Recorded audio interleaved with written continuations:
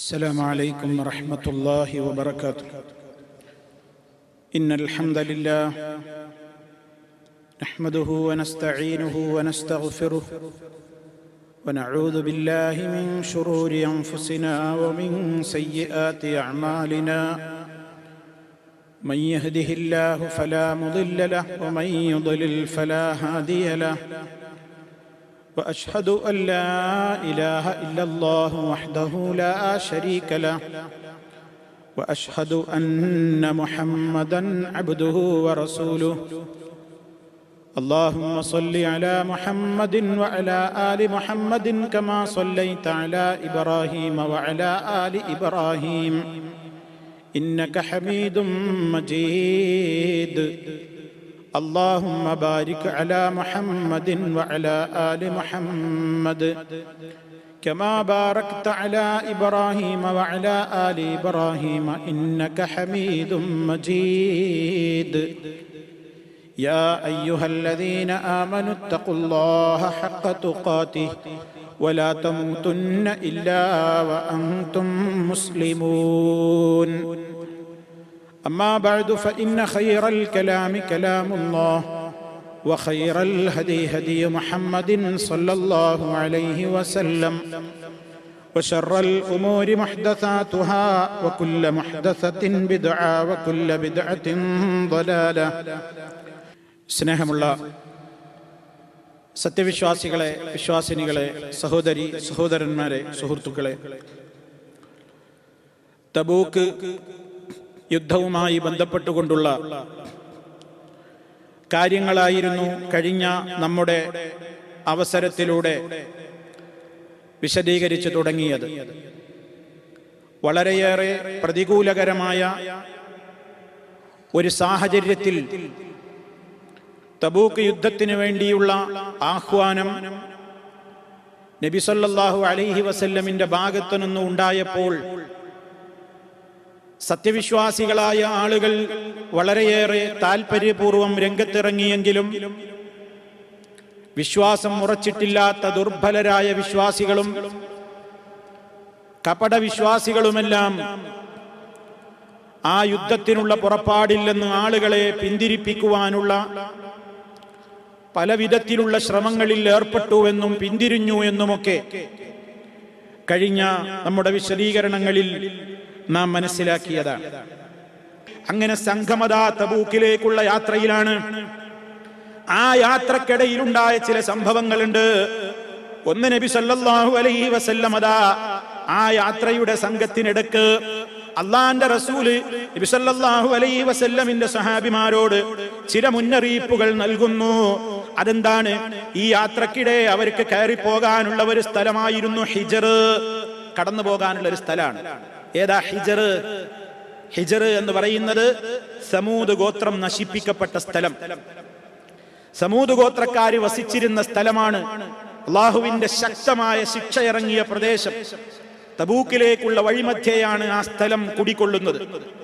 അന്ന് ആ സമൂഹം ഉണ്ടാക്കി തീർത്തിട്ടുള്ള പല രൂപത്തിലുള്ള വീടുകളുടെയും അതുപോലെ തന്നെ അവരുണ്ടാക്കിയ പല രൂപത്തിലുള്ള പ്രവർത്തനങ്ങളുടെയും ഒക്കെ ചില ബാക്കി പത്രങ്ങൾ അവിടെ ബാക്കിയായിട്ടുണ്ടായിരുന്നു. ആ വഴിയിലൂടെയാണ് തബൂക്കിലേക്ക് സഹാബിമാരും നബി സല്ലല്ലാഹു അലൈഹി വസല്ലമോ യാത്രയാകുന്നത്. അങ്ങനെ സമൂദ് ഗോത്രക്കാര് നശിപ്പിക്കപ്പെട്ട, അള്ളാഹുവിന്റെ ശിക്ഷ ഇറങ്ങിയ ഒട്ടകത്തെ തൊടരുത്, ആ ഒട്ടകത്തെ നിങ്ങൾ അറുക്കരുത് എന്നൊക്കെ ഖുർആൻ പറഞ്ഞ ഒരു സമൂഹം. അത്ഭുതകരമുണ്ടായിരുന്നു ഒരു ഒട്ടകം. ആ ഒട്ടകത്തിന് വെള്ളം കുടിക്കാനുള്ള സ്ഥലം ഏർപ്പാട് ചെയ്തു. അവിടെ നിന്ന് നിങ്ങൾ കുടിക്കരുതെന്ന് പറഞ്ഞിരുന്നു. ആ ഒട്ടകത്തെ ദ്രോഹിക്കരുതെന്ന് പറഞ്ഞിരുന്നു. പക്ഷേ പരിശുദ്ധ ഖുർആൻ പറഞ്ഞതുപോലെ അവരാ ഒട്ടകത്തെ അറുത്തു കളഞ്ഞു. നമുക്കെല്ലാം പരിചയമുള്ള സൂറത്തിൽ തന്നെ പറയുന്നുണ്ട്. എന്ത്? അതെ, കസ്സബത്ത് സമൂദു, സമൂദ് ഗോത്രക്കാര് കളവാക്കി, അവര് ധിക്കാരം പ്രവർത്തിച്ചു. അങ്ങനെ അവരിലെ ഏറ്റവും ദൗർഭാഗ്യവാനിതിം ബഅസ അശ്ഖാഹ ഫഖാല ലഹും റസൂലുള്ളാഹ് നാഖത്തല്ലാഹ് വസുഖിയാഹ. അല്ലാഹുവിന്റെ ഒട്ടകം, ഇതിനെ തുടരുത്. അത് അവർക്കൊരു പരീക്ഷണമായിരുന്നു. അവരാ ഒട്ടകത്തെ നിർദാക്ഷിണ്യം അറുത്തു കളഞ്ഞു. പാറക്കൂട്ടത്തിനിടയിൽ നിന്ന് അള്ളാഹു അത്ഭുതകരമായി കൊണ്ടുവന്ന ഒട്ടകം. ആ ദൃഷ്ടാന്തത്തെ തുടരുതെന്നവരോട് പറഞ്ഞിരുന്നു. ആ ധിക്കാരികൾ, സമൂദ് ഗോത്രക്കാർ ആ ഒട്ടകത്തെ അറുത്തു കളഞ്ഞു. ശക്തമായി ഇടിത്തീ മുഖേന ശിക്ഷിക്കപ്പെട്ടു ആ നാട്ടുകാർ. അങ്ങനെ വളരെ വിശദമായി പരിശുദ്ധ ഖുർആൻ പറഞ്ഞ ഭയങ്കരമായ കഠിനമായ ഒരു പ്രകമ്പനം നിമിത്തം, കമ്പനം നിമിത്തം ശക്തമായി ശിക്ഷിക്കപ്പെട്ട പ്രദേശമായിരുന്നു ഹിജ്ർ പ്രദേശം. ആ പ്രദേശത്തിലൂടെ തബൂക്ക് വാസികൾ തബൂക്കിലേക്ക് പോകേണ്ട നബിക്കും സഹാബത്തിനും കടന്നു പോകേണ്ടതുണ്ട്. അങ്ങനെ കടന്നു പോകുന്നതിനിടക്ക് അവിടെ എത്തിയപ്പോ പല സഹാബിമാരും എന്തു ചെയ്തു? അവിടെ അവരുടെ വീടുകളും ആ സ്ഥലങ്ങളും ഒക്കെ കാണാനും അവിടെയൊക്കെ ചുറ്റിപ്പറ്റി നിൽക്കാനും അവിടെ കുറച്ചിരുന്ന് വിശ്രമിക്കാനും അവിടുത്തെ കിണറുകളിൽ നിന്ന് വെള്ളം എടുത്തുകൊണ്ട് മാവ് കുഴക്കാനും ഭക്ഷണമുണ്ടാക്കാനും ഒക്കെ തയ്യാറായി. അപ്പൊ നബി സല്ലല്ലാഹു അലൈഹി വസല്ലം പറഞ്ഞു, അള്ളാന്റെ റസൂല് പറഞ്ഞു, ആരെങ്കിലും ഇവിടുത്തെ കിണറുകളിൽ നിന്ന് വെള്ളമെടുത്തിട്ടുണ്ടെങ്കിൽ അത് കുടിക്കരുത്, ഒഴിച്ചു കളയണം. ഇവിടുത്തെ കിണറുകളിൽ നിന്ന് വെള്ളമെടുത്തവർ ഒഴിച്ചേക്കണം. അതുപോലെ തന്നെ ഇവിടുത്തെ കിണറിലെ വെള്ളമെടുത്തുകൊണ്ട് മാവ് കുഴച്ചിട്ടുണ്ടെങ്കിൽ ആ മാവ് കൊണ്ട് റൊട്ടി ഉണ്ടാക്കണ്ട, ആ മാവ് നിങ്ങൾ തിന്നരുത്, ഒട്ടകത്തെ തീറ്റിച്ചോളൂ. നിങ്ങൾ തിന്നാനും പാടില്ല, ഇവിടുത്തെ വെള്ളം കുടിക്കാനും പാടില്ല. പിന്നെയോ ഒട്ടകത്തിന് കുടിക്കാൻ നിശ്ചയിച്ച ഒരു കിണറുണ്ടായിരുന്നു, അതിൽ നിന്ന് കുടിച്ചോളൂ. മറ്റേ കിണറുകളിൽ നിന്ന് എടുത്ത വെള്ളമൊക്കെ ചൊരിച്ചു കളയണം. അതുകൊണ്ടുണ്ടാക്കി തീർത്തിട്ടുള്ള കുഴച്ചിട്ടുള്ള മാവൊക്കെ ഒഴിവാക്കണം. അത് ഇബിലിന് ഒട്ടകത്തിന് തീറ്റ കൊടുത്തോളൂ, നിങ്ങൾ കഴിക്കാൻ പാടില്ല. മാത്രമല്ല അവിടുന്ന് പറഞ്ഞു, ലാ തദ്ഖുലൂ മസാകിനല്ലദീന ളലമൂ അൻഫുസഹും ഇല്ലാ അൻ തകൂനൂ ബാകീൻ ഹദറൻ അൻ യുസീബകും മിസ്ല മാ അസാബഹും ثم زجر فأسرع حتى خلفها. സഹീഹുൽ ബുഖാരിയിൽ നമുക്ക് കാണാം സല്ലല്ലാഹു അലൈഹി വസല്ലം തുടർന്നുകൊണ്ട് പറഞ്ഞു, ലാ തദ്ഖുലൂ, നിങ്ങൾ പ്രവേശിക്കരുത്, മസാകിനല്ലദീന ളലമൂ അൻഫുസഹും, സ്വദേഹങ്ങളോട് ധിക്കാരം പ്രവർത്തിച്ച ആളുകൾ വസിച്ചിരുന്ന വാസസ്ഥലങ്ങളിലേക്ക് നിങ്ങൾ പ്രവേശിക്കരുത്. ഇല്ലാ അൻ തകൂനൂ ബാകീൻ, നിങ്ങൾ കരഞ്ഞുകൊണ്ടല്ലാതെ അവിടെ വിട്ടു പോകാൻ പാടില്ല. അതിലൂടെ യാത്ര ചെയ്യുമ്പോൾ കരയണം എന്നാണ് നബി സല്ലല്ലാഹു അലൈഹി വസല്ലം പറഞ്ഞത്. കരയണം. ഹദറൻ അൻ യുസീബക്കും, എന്തുകൊണ്ടാ? നിങ്ങൾക്ക് ഭയപ്പെട്ടുകൊണ്ട് നിങ്ങൾ കരയണം. അൻ യുസീബക്കും, നിങ്ങളെയും പിടികൂടുമെന്നത്, മിസ്ല മാ അസാബഹും, അവർക്ക് ബാധിച്ചത് നിങ്ങളെയും ബാധിക്കുമോ എന്ന് പേടിച്ച് ഇവിടെ നിന്ന് പെട്ടെന്ന് ഓടിക്കഴിച്ചിലായിക്കൊള്ളണം എന്ന് പറയലും നബി സല്ലല്ലാഹു അലൈഹി വസല്ലം എന്ത് ചെയ്തു? പിന്നെ അല്ലാഹുവിന്റെ റസൂൽ അവിടെ നിന്നോ? ഇല്ല. സുമ്മ സജറ, പിന്നെ നബി തന്റെ ഒട്ടകത്തെ സ്പീഡിൽ തെളിച്ചു. പെട്ടെന്ന് ഒട്ടകത്തെ തെളിച്ച് ഫഅസ്റ, സ്പീഡിൽ അവിടം വിട്ട് നബി സല്ലല്ലാഹു അലൈഹി വസല്ലം ഓടിപ്പോയി. ഹത്താ ഖല്ലഫഹാ, ആ താമസ സ്ഥലത്ത് നിന്ന് വിട്ടു പോകുവോളം അല്ലാഹുവിന്റെ റസൂൽ തന്റെ വാഹനത്തെ സ്പീഡിൽ ഓടിച്ചിട്ടാണ് അവിടുന്ന് പോയത് എന്ന് നബി സല്ലല്ലാഹു അലൈഹി വസല്ലം സഹാബത്തിനോട് പറയാണ്. പെട്ടെന്ന് അവിടം വിട്ട് നബി സല്ലല്ലാഹു അലൈഹി വസല്ലം പോയി. ഈ ഹദീസ് വളരെയേറെ ചർച്ചകൾക്ക് വിധേയമായിട്ടുണ്ട്. ആധുനിക പണ്ഡിതന്മാരിൽ ഈ ഹദീസ് വിശദീകരിച്ച മഹാനായ ഒരു പണ്ഡിതനാണ് ഷെയ്ഖ് മുഹമ്മദ് സാലിഹ് ഇബ്നുൽ ഉസൈമീൻ റഹിമഹുല്ലാഹ്. മുഹമ്മദ് സാലിഹുൽ ഉസൈമീൻ അദ്ദേഹം റിയാദുസ് സാലിഹീനിന് ഒരു ശറഹ് എഴുതിയിട്ടുണ്ട്. റിയാദുസ് സാലിഹീനിൽ ഈ ഹദീസ് കൊടുത്തിട്ടുണ്ട്. ഈ ഹദീസ് കൊടുത്തപ്പോൾ മഹാനവറുകൾ ഒരു ശറഹ് കൊടുത്തു. എന്താണ് അദ്ദേഹം പറഞ്ഞതിന്റെ ചുരുക്കം? നബി സല്ലല്ലാഹു അലൈഹി വസല്ലം സഹാബത്തിനെയും കൂട്ടി തബൂക്കിലേക്ക് പോകുന്ന വേളയിൽ ആ പ്രദേശത്തെത്തിയപ്പോൾ നിങ്ങൾ കരഞ്ഞുകൊണ്ടല്ലാതെ ഇതിലെ കടന്നു പോകരുത്, കരയാൻ നിങ്ങൾക്ക് സാധ്യമല്ലെങ്കിൽ നിങ്ങൾ ഇതിലൂടെ പോകണ്ട എന്ന് സല്ലല്ലാഹു അലൈഹി വസല്ലം മുന്നറിയിപ്പ് കൊടുത്തില്ലേ?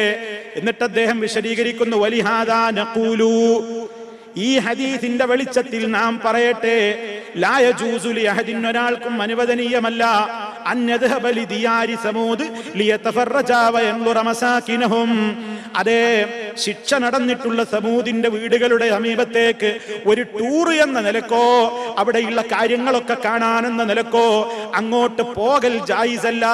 ലിഅന്ന ദാലിക വുഖൂഉൻ ഫീ മഅസിയത്തിർ റസൂലി സ്വല്ലല്ലാഹു അലൈഹി വസല്ലം, അത് റസൂലുള്ളാഹിനെ ധിക്കരിക്കുന്ന പാപത്തിലാണ് പെടുന്നത്. മുഹമ്മദ് സാലിഹുൽ ഉസൈമീൻ പറയാണ്. പക്ഷേ ഇല്ല റജുലൻ, ഒരാൾക്കൊഴികെ, ചില ആളുകൾക്ക് അവിടെ പോകാം. അയാൾ പോകുന്നത് എന്തിനാണ്? യുരീദു അൻ യദ്ഹബ ലിൽ ഇബ്റ, അതൊക്കെ കണ്ടിട്ട് ഗുണപാഠം ഉൾക്കൊള്ളാൻ വേണ്ടിയും, വയകൂനു ബാക്കിയൻ ഇൻദ മുറൂരിഹി, അതിലൂടെ കടന്നു പോകുമ്പോൾ കരയാനും സാധിക്കുന്നവനാണെങ്കിൽ അവന് പോകാം. ഫഇല്ലം യകുൻ ബാക്കിയൻ, കരയാൻ കഴിയാത്തവനാണെങ്കിൽ ഫഇന്നഹു ലാ യജൂസു അൻ യദ്ഖുല അലൈഹിം, അങ്ങോട്ട് പോകാനേ പാടില്ല. ഇതാണ് ഇതിൽ നിന്ന് എനിക്ക് എൻ്റെ സമൂഹത്തോട് പറയാനുള്ളത് എന്ന് മുഹമ്മദ് സാലിഹ് അൽ ഉസൈമീൻ ഈ ഹദീസിനെ വിശദീകരിച്ചുകൊണ്ട് പറയാണ്. എന്നിട്ട് മഹാനവറുകൾ അവസാനം പറഞ്ഞു, അള്ളാന്റെ റസൂല് പറഞ്ഞില്ലേ, അവർക്ക് ബാധിച്ചത് നിങ്ങൾക്കും ബാധിക്കുന്നത് ഭയപ്പെടണമെന്ന്. അവർക്ക് ബാധിച്ചത് എന്തൊക്കെ? ഒന്ന് കുഫർ ബാധിച്ചു, നിങ്ങൾക്കും കുഫർ ബാധിക്കാൻ സാധ്യതയുണ്ട്. കുഫർ ബാധിക്കുമോ എന്ന പേടി വേണം. അങ്ങനെ നിങ്ങളും ശിക്ഷിക്കപ്പെടും. അതല്ലെങ്കിൽ മറ്റേതെങ്കിലും ശിക്ഷയ്ക്ക് വിധേയമാകുന്ന വേറെ ഏതെങ്കിലും തെറ്റുകളിലേക്ക് നിങ്ങൾ പോകാനും ചാൻസ് ഉണ്ട്. അത് മുഖേന പരലോകത്ത് റബ്ബ് നിങ്ങളെ ശിക്ഷിക്കാനും സാധ്യതയുണ്ട് എന്ന് അദ്ദേഹത്തിന്റെ ഒരു അഭിപ്രായമായിട്ട് രേഖപ്പെടുത്തി. ഈ അഭിപ്രായം പറഞ്ഞ പല ആളുകളുണ്ട്. അപ്പൊ ശിക്ഷ നടന്ന പ്രദേശങ്ങളിലേക്ക് ഇങ്ങനെ ടൂർ പോകാൻ പാടുണ്ടോ ഇല്ലേ? ഇങ്ങനെ കാണാനും ഉല്ലസിക്കാനും അവിടെ ഇങ്ങനെ പോകുക, അവിടെ ഹോട്ടൽ എടുത്ത് താമസിക്കുക, അങ്ങനെ അവിടെ കുറച്ച് ദിവസം ഇങ്ങനെ കഴിയുക, അവിടുത്തെ ഹോട്ടലിലൊക്കെ താമസിക്കുക, എന്നിട്ട് ഇങ്ങനെ ആ രൂപത്തിൽ ഒരു ഉല്ലാസയാത്രയായിട്ട് ഇത്തരം സ്ഥലങ്ങളിലേക്ക് പോകാൻ പാടുണ്ടോ ഇല്ലേ? പണ്ഡിത ലോകത്ത് അതൊരു ചർച്ചയാണ്.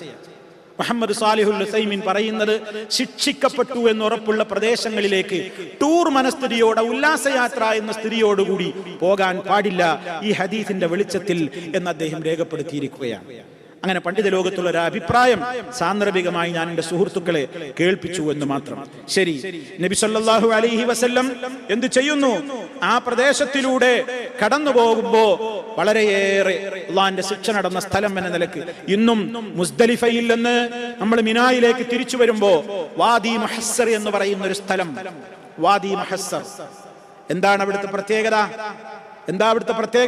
ആനപ്പട മക്കയിലേക്ക് കഅബ ആക്രമിക്കാൻ വേണ്ടി അബ്രഹത്തിന്റെ സൈന്യം വന്നപ്പോൾ പടച്ച റബ്ബ് ആനപ്പടയെ തുരത്തി ഓടിച്ച്, അതെ, ഫജഅലഹും കഅസ്ഫിൻ മഅകൂൽ എന്ന് പറഞ്ഞ് തിന്ന് ചവച്ചു തുപ്പിയ ചണ്ടികളെ പോലെ, വൈക്കോൽ ചണ്ടികളെ പോലെ അവരെ ആക്കിക്കളഞ്ഞു എന്ന് പറഞ്ഞ പ്രദേശമാണ് വാദി മഹസ്സർ.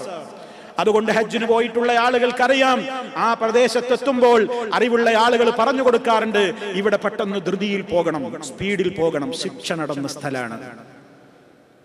ഇന്നും ശിക്ഷിക്കപ്പെട്ട പ്രദേശങ്ങളിൽ പോയാൽ അങ്ങനെ പോകുമ്പോ ആ ഒരു ഗൗരവവും കരയിലും പേടിയും ഒക്കെ ആവശ്യമാണ്. അതില്ലാത്തവനാണ്ട് ഉല്ലാസത്തിന് പോകരുത്. സല്ലല്ലാഹു അലൈഹി വസല്ലം അവിടുത്തെ വെള്ളം വരെ ഉപയോഗിക്കാൻ സമ്മതിച്ചില്ല. ആ വെള്ളം കൊണ്ടുണ്ടാക്കിയ മാവ് കുഴച്ച മാവ് വരെ തിന്നരുതെന്ന് പറഞ്ഞു.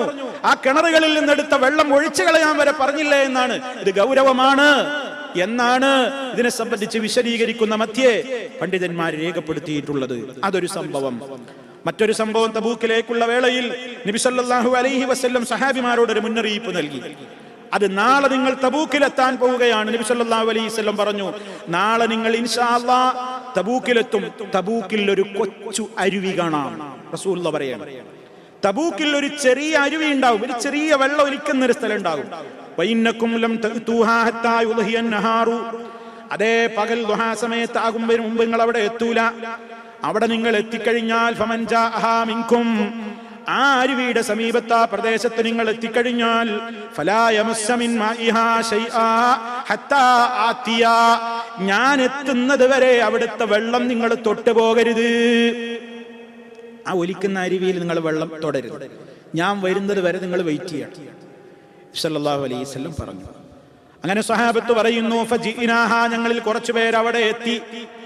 ഞങ്ങൾ അവിടെ എത്തുമ്പോഴേക്ക് വഖദ് സബഖനാ ഇലൈഹാ റജുലാനി, വേറെ രണ്ടാളുകൾ അവിടെ എത്തിയിരുന്നു. വൽ ഐനു, അവിടെയുള്ള അരുവി എന്ന് പറയുന്നത് മിഥില ശിറാക്കി തബില്ലു ബിശൈഇൻ മിൻ മായിൻ, ഒരൽപ്പം വെള്ളം കൊണ്ട് ഇങ്ങനെ ഒലിച്ചുകൊണ്ടിരിക്കുന്ന, അതേ, കാലിലെ ചെരുപ്പിന്റെ വാറ് പോലെ അത്ര വലുപ്പത്തിൽ ഇങ്ങനെ വെള്ളം കിനിയുന്ന ഒരു സ്ഥലമാണ് അവിടെയുള്ളത്. അങ്ങടെ എത്തിയപ്പോ നബി സല്ലല്ലാഹു അലൈഹി വസല്ലം അവരോട് ചോദിച്ചു, ഹൽ മസസ്തുമാ മിൻ മാഇഹാ ശൈആ, നിങ്ങൾ ഈ വെള്ളത്തെ സ്പർശിച്ചുവോ? നേരത്തെ അവിടെ എത്തി എന്നുള്ള രണ്ടാള്, നിങ്ങൾ ഈ വെള്ളം തൊട്ടോ എന്ന് ചോദിച്ചു. അവർ രണ്ടാളും പറഞ്ഞു, നഅം, തൊട്ടുപോയി നബിയെ. ഫസബ്ബഹുമൻ നബിയു സല്ലല്ലാഹു അലൈഹി വസല്ലമ, അല്ലാഹുവിന്റെ റസൂൽ അവരെ ചീത്ത പറഞ്ഞു. വഖാല ലഹുമാ മാഷാ അല്ലാഹു അൻ യഖൂല, അനുസരണക്കേടില്ലായ്മയുടെ കാരണത്താൽ അല്ലാഹു എന്താണോ പറയാൻ ഉദ്ദേശിച്ചതെങ്കിൽ അതൊക്കെ നബി തങ്ങൾ അങ്ങ് അവരെ പറഞ്ഞു. എനിക്ക് വല്ലാത്ത വിഷമായി. ആവട്ടെ, സംഭവിച്ചേതായാലും സംഭവിച്ചു. പിന്നെ നബി സല്ലല്ലാഹു അലൈഹി വസല്ലം എന്ത് ചെയ്തു? അതേ, അവിടുത്തെ കൈകളിൽ നിന്ന് കൈകൾ കൊണ്ട്, സഹാബിമാരവരുടെ കൈകൾ കൊണ്ട് ആ അരുവിയിൽ നിന്ന് ഒരൽപ്പം കുറേശ്ശെ വെള്ളം അങ്ങനെ മുക്കിയെടുത്തു. മുക്കിയെടുത്തിട്ടൊരു പാത്രത്തിലേക്ക് അതിങ്ങനെ ശേഖരിച്ചു. ഇത്തിരി വെള്ളമേ ഉള്ളൂ, അതിങ്ങനെ ഒഴിച്ച് കുറേ എടുത്തൊഴിച്ച് ഒരു പാത്രത്തിലേക്ക് ഒരൽപ്പം വെള്ളമായപ്പോ വഗസല റസൂലുള്ളാഹി സ്വല്ലല്ലാഹു അലൈഹി വസല്ലമ ഫീഹി യദൈഹി വവജ്ഹഹു, ആ വെള്ളപ്പാത്രത്തിലേക്ക് നബി സല്ലല്ലാഹു അലൈഹി വസല്ലമ അവിടുത്തെ ശറഫാക്കപ്പെട്ട ഇരു കൈകളും മുഖവും കഴുകുകയാണ്. സുമ്മ ആദഹു ഫീഹാ, എന്നിട്ട് ആ വെള്ളം എന്ത് ചെയ്തു? ആ അരുവിയിലേക്ക് അങ്ങ് ഒഴിച്ചു.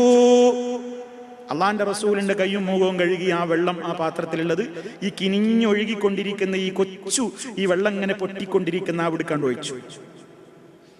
മുഅ്ജിസത്ത് സംഭവിക്കുകയാണ്. ഫജറത്തിൽ ഐനു ബിമാഇൻ മുൻഹമിരിൻ ഔ ഗസീർ ഹത്ത ഇസ്തഖന്നാസ്. സഹീഹ് മുസ്ലിമിലുള്ള സംഭവമാണ്. അതേ ഫജറത്തിൽ ഐനു, റസൂൽ സല്ലല്ലാഹു അലൈഹി വസല്ലമിന്റെ മുഖവും കൈകളും കഴുകിയ വെള്ളം അവിടേക്ക് അങ്ങ് സ്പർശിച്ചു ഒഴിച്ചപ്പോൾ അതേ ആ അരുവി അതാ വെള്ളം കൊണ്ട് കുത്തി ഒലിച്ചു പോകുന്നു. സമൃദ്ധമായി വെള്ളം അങ്ങനെ ഒഴുകുകയാണ്. ഹത്തസ്തഖന്നാസ്, ആളുകൾക്കൊക്കെ ഉപയോഗിക്കാൻ മാത്രം. 30,000 ആൾക്കാരുണ്ട്, ആളുകൾക്കൊക്കെ ഉപയോഗിക്കാൻ മാത്രം വെള്ളം. സുമ്മഖാല, എന്നിട്ട് നബി സല്ലല്ലാഹു അലൈഹി വസല്ലം അവിടെ വെച്ചൊരു പ്രവചനവും നടത്തുന്നു. യൂശികു യാ മുആദ്, വ മുആദേ ഇൻ ത്വാലത് ബിക ഹയാത്തുൻ, നിനക്കെങ്ങാനും ജീവിച്ചിരിക്കാൻ ആയുസ് കിട്ടുകയാണെങ്കിൽ ഭാവിയിൽ അൻതറാ മാഹാഹുന, ഈ പ്രദേശത്തെ നിനക്ക് കാണാൻ അന്ന് സാധിക്കും. ഖദ് മുലി അജിനാന, ഒരു രൂപത്തിലുള്ള തോട്ടങ്ങളുമില്ലാതെ വെള്ളത്തിന്റെ അരുവിയൊന്നുമില്ലാതെ തരിശായി കിടക്കുന്ന ഈ മണ്ണ് നിനക്കെങ്ങാനും അല്ലാഹ് ആയുസ് തരികയാണെങ്കിൽ ഭാവിയിൽ ഇവിടെ മുഴുവനും തോട്ടങ്ങൾ കൊണ്ട് നിറക്കപ്പെട്ടതായി നിനക്ക് കാണാൻ സാധിക്കും മുആദേ എന്ന് നബി സല്ലല്ലാഹു അലൈഹി വസല്ലം. ആ മുആദ് റളിയല്ലാഹു അൻഹു വഫാത്തായത് കുറേ കൊല്ലം കഴിഞ്ഞിട്ടാണ്. ആ മുആദ് റളിയല്ലാഹു അൻഹു അത് കണ്ടു. നബി സല്ലല്ലാഹു അലൈഹി വസല്ലമിന്റെ പ്രവചനം. തബൂക്ക് ഇന്നും ഫലഭൂയിഷ്ടമായ മണ്ണാണ്. സൗദി അറേബ്യയിൽ തബൂക്കിൽ ഇന്നും വല്ലാത്ത കൃഷിയിടങ്ങളും തോട്ടങ്ങളും കൊണ്ട് സമൃദ്ധമായി നിറഞ്ഞു കിടക്കുന്ന പ്രദേശമാണ് എന്നാണ് അതിനെ സംബന്ധിച്ച് വിശദീകരണങ്ങളിൽ രേഖപ്പെട്ടുകൊണ്ട് കിടക്കുന്നത്. നബി സല്ലല്ലാഹു അലൈഹി വസല്ലം വമാ യൻതിഖു അനിൽ ഹവാ, സ്വന്തം ഇഷ്ടപ്രകാരം അവിടുന്ന് സംസാരിക്കൂല. ഇൻ ഹുവ ഇല്ലാ വഹ്യു യൂഹാ, അല്ലാഹുവിന്റെ വഹി അനുസരിച്ചല്ലാതെ അവിടുന്ന് സംസാരിക്കൂല. ഇത് അവിടുത്തെ മുഅ്ജിസത്തുകളിൽപ്പെട്ട ഒരു മുഅ്ജിസത്താണ്. പല മുഅ്ജിസത്തുകളുടെ കൂട്ടത്തിൽ തബൂക്ക് യുദ്ധവുമായി ബന്ധപ്പെട്ടുകൊണ്ടുണ്ടായ ഒരു മുഅ്ജിസത്താണ്. ഇനി അടുത്ത മുഅ്ജിസത്ത് കേട്ടോളൂ. നബി സല്ലല്ലാഹു അലൈഹി വസല്ലമിന്റെ മറ്റൊരു പ്രവചനം ഒരു കൊടുങ്കാറ്റിനെ പറ്റി മുന്നറിയിപ്പ് കൊടുത്തു. തബൂക്കിലേക്ക് എത്തുന്ന വേളയിൽ നബി സല്ലല്ലാഹു അലൈഹി വസല്ലം പറയുകയാണ്, അതേ തബൂക്കിലെത്തിയപ്പോൾ അല്ലാഹുവിന്റെ റസൂൽ അവരോട് പറഞ്ഞു, സഹാബിമാര് പറയാണ്, വൻതലഖ്നാ ഹത്താ ഖദിംനാ തബൂക്ക്, ഞങ്ങൾ തബൂക്കിൽ എത്തിച്ചേരുമ്പോൾ നബി സല്ലല്ലാഹു അലൈഹി വസല്ലം ഞങ്ങളോട് പറഞ്ഞു, സതഹുബ്ബു അലൈക്കുമുൽ ലൈല റീഹുൻ ശദീദ ഫലാ യഖും ഫീഹാ അഹദും മിൻകും ഫമൻ കാന ലഹു ബഈറുൻ ഫൽയശുദ്ദ ഇഖാലഹു. നബി സല്ലല്ലാഹു അലൈഹി വസല്ലം പ്രവചിക്കുകയാണ്, സതഹുബ്ബു അലൈക്കുമുൽ ലൈല, ഇന്നത്തെ രാത്രി ശക്തമായി കൊടുങ്കാറ്റ് വീശും. ഇന്ന് രാത്രി കൊടുങ്കാറ്റടിച്ച് വീശും. നബി സല്ലല്ലാഹു അലൈഹി വസല്ലം സഹാബത്തിനോട് പറയാണ്, അതുകൊണ്ട് ഫലാ യഖും ഫീഹാ അഹദും മിൻകും, രാത്രി ഒരാളും എഴുന്നേൽക്കരുത്, കിടക്കുന്നോടത്തുനിന്ന് എഴുന്നേൽക്കരുത്. കാറ്റ് തുടങ്ങിപ്പോയാൽ ആരും എഴുന്നേറ്റ് പോകരുത്. ഫമൻ കാന ലഹു ബഈറുൻ, ആരുടെ കയ്യിൽ ഒട്ടകങ്ങളുണ്ടോ, ഫൽയശുദ്ദ ഇഖാലഹു, അതിന്റെ കയർ കെട്ട് നല്ലോണം ബദ്ധിച്ചിരുന്നോളി, പാറിപ്പോകും. ശക്തമായ കാറ്റാ വരാൻ പോകുന്നത്, പിടിച്ചിരുന്നോളണം. കുതിരകളെയും വാഹനങ്ങളെയൊക്കെ മുറുക്കി കെട്ടിക്കോളണം. ഫഹബ്ബത് റീഹുൻ ശദീദ, നബി സല്ലല്ലാഹു അലൈഹി വസല്ലം പറഞ്ഞതുപോലെ ശക്തമായ കാറ്റടിച്ചു. ഫഖാമ റജുലുൻ, ഒരാൾ എഴുന്നേറ്റു. ആരും എഴുന്നേൽക്കരുതെന്ന് പറഞ്ഞല്ലേ, ഒരാൾ എഴുന്നേറ്റു. ഫഹമലതുഹു റീഹു ഹത്താ അൽഖതുഹു ബിജബലൈ തയ്യ്, തയ്യ് പ്രദേശത്തുള്ള ദൂരെയുള്ള 2 പർവ്വതങ്ങൾക്കിടയിലേക്ക് ആളെ അങ്ങ് കാറ്റ് കൊണ്ടുപോയിട്ടു. സഹീഹ് മുസ്ലിമിലുള്ള സംഭവമാണ്. ശക്തമായി കൊടുങ്കാറ്റടിക്കുമെന്ന് നബി സല്ലല്ലാഹു അലൈഹി വസല്ലമിന്റെ ആ പ്രവചനവും വഹീന്റെ വെളിച്ചത്തിലാണ് അവിടുന്ന് സംസാരിക്കുന്നത്. അതെ, അങ്ങനെ ഒരു അത്ഭുതകരമായ കാര്യവും തബൂക്കിന്റെ ദിവസത്തിൽ ഉണ്ടായിട്ടുണ്ട്. ഇനി നമ്മളൊക്കെ ഇപ്പൊ പ്രതീക്ഷിച്ചിരിക്കല്ലേ യുദ്ധപ്പം നടക്കുന്നു? നേരെ മറിച്ചുണ്ടായത്. ഇത്രയൊക്കെ പ്രയാസം സഹിച്ചും ഒരുപാട് ആളുകളുടെ തൊലി ഉരിക്കാനൊക്കെ കാരണമായ ഒരു യാത്ര. നബി സല്ലല്ലാഹു അലൈഹി വസല്ലം 30,000-ഓളം വരുന്ന സൈന്യം. ഇനി എത്ര ആൾ കൊല്ലപ്പെട്ടു, എത്ര ഗനീമത്ത് കിട്ടി എന്നൊക്കെ അല്ലേ ഇനിയിപ്പോൾ നമ്മൾ ആലോചിക്കാൻ പോകുന്നത്. എന്നാൽ നേരെ മറിച്ച ഒരു യുദ്ധത്തിനും ഉണ്ടായിട്ടില്ലാത്ത കാര്യം ഇനി പറയാൻ പോകുന്നത്.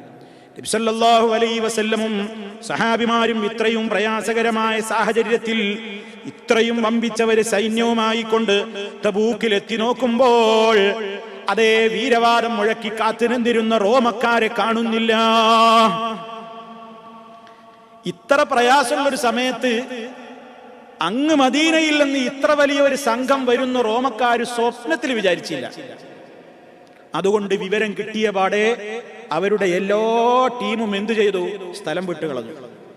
നബി സല്ലല്ലാഹു അലൈഹി വസല്ലമും സഹാബത്തും എത്തിയപ്പോഴേക്ക് ശത്രുവിന്റെ പൊടി പോലും കാണാനില്ല.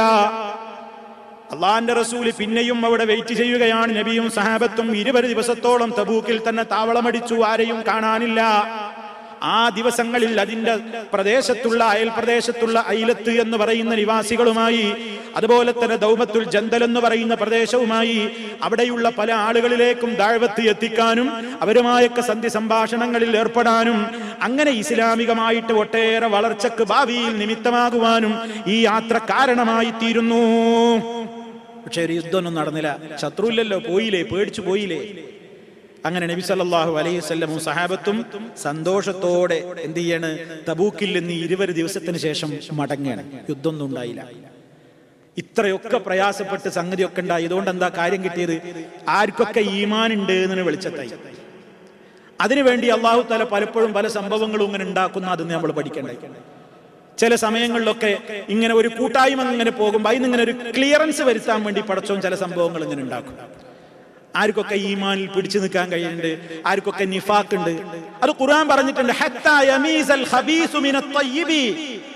ചീത്തയിൽ നിന്ന് നല്ലതിനെ അങ്ങോട്ട് വേർതിരിക്കാൻ അള്ളാഹ് പലപ്പോഴും പല കാര്യങ്ങളും ചെയ്യും. ഈ തബൂക്ക് യുദ്ധത്തിന് പോയപ്പോ തബൂക്ക് യുദ്ധമൊന്നും ഉണ്ടായില്ലെങ്കിലും ഇതിന്റെ പശ്ചാത്തലത്തിന്റെ വെളിച്ചത്തിൽ, ഇതിന്റെ അടിസ്ഥാനത്തിൽ ഒരുപാട് ആളുകളുടെ ഉള്ളുകളിൽ വെളിച്ചത്തായി. ആരൊക്കെ ഒരു പ്രശ്നം വന്നാൽ ഉറച്ചു നിൽക്കും, ആരൊക്കെ ആടിക്കളിക്കും, ആരൊക്കെ മറ്റുള്ള കാരണങ്ങൾ പറഞ്ഞ് തടി തപ്പാൻ നോക്കും, ആരൊക്കെ വീര്യത്തോടുകൂടി രംഗത്ത് ഉറച്ചു നിന്ന് പൊരുതും. ഇത് മനസ്സിലാക്കാൻ തന്നെയാണ് അള്ളാഹുവിന്റെ സംവിധാനം ഏർപ്പെടുത്തിയത്. അതന്നെ ഇതുകൊണ്ടുള്ള മെച്ചവും. അതിന്റെ പുറമെ ഷാമിന്റെയും സിറിയയുടെയും ഭാഗങ്ങളിലേക്ക് പിൽക്കാലത്ത് ഇസ്ലാമിന്റെ ജൈത്രയാത്രക്ക് ഈ പടയൊരുക്കം വലിയ ഒരു നിമിത്തവുമായി. ഖുലഫാക്കളുടെ കാലത്ത് സിറിയ മുഴുവനും ഇസ്ലാമിന്റെ കീഴിൽ ആയിത്തീരുവാൻ നിമിത്തമായി തീരുക കൂടി ഉണ്ടായി ഈ തബൂക്കിലേക്കുള്ള പുറപ്പാടും അതിന്റെ അയൽ പ്രദേശങ്ങളിലുള്ള ആളുകളുമായിട്ടുള്ള കരാറുകളും സന്ധി സംഭാഷണങ്ങളും ഒക്കെ. അങ്ങനെ ഇസ്ലാമിന്റെ വളർച്ചക്ക് ഒരു യുദ്ധമില്ലാതെ തന്നെ വമ്പിച്ച സംഭാവന അർപ്പിച്ച യുദ്ധമാണ് തബൂക്ക് യുദ്ധം. അതിലൂടെ ഒരുപാട് ആളുകളുടെ ഉള്ളുകളിൽ വെളിച്ചത്തായി. ഞാൻ പറഞ്ഞില്ലേ, സൂറത്തു തൗബയിൽ മുനാഫിക്കിന്റെ മനസ്സിലെ തൊലി ഉരിച്ച് കാണിക്കാൻ ഈ തബൂക്കാണ് കാരണമായത്. അങ്ങനെ നബി സല്ലല്ലാഹു അലൈഹി വസല്ലം സഹാബത്തും തബൂക്കിൽ നിന്ന് മടങ്ങുകയാണ്. ഇനി അതുമായി ബന്ധപ്പെട്ടുകൊണ്ട് വേറെയും ചില കാര്യങ്ങൾ ഇതുമായി ബന്ധപ്പെട്ടുകൊണ്ടുള്ളതെന്ന് നമുക്ക് മനസ്സിലാക്കുവാനുണ്ട്. ഇൻഷാ അല്ലാഹ് നമ്മുടെ അടുത്ത അവസരത്തിൽ നമുക്ക് വിശദീകരിക്കണം.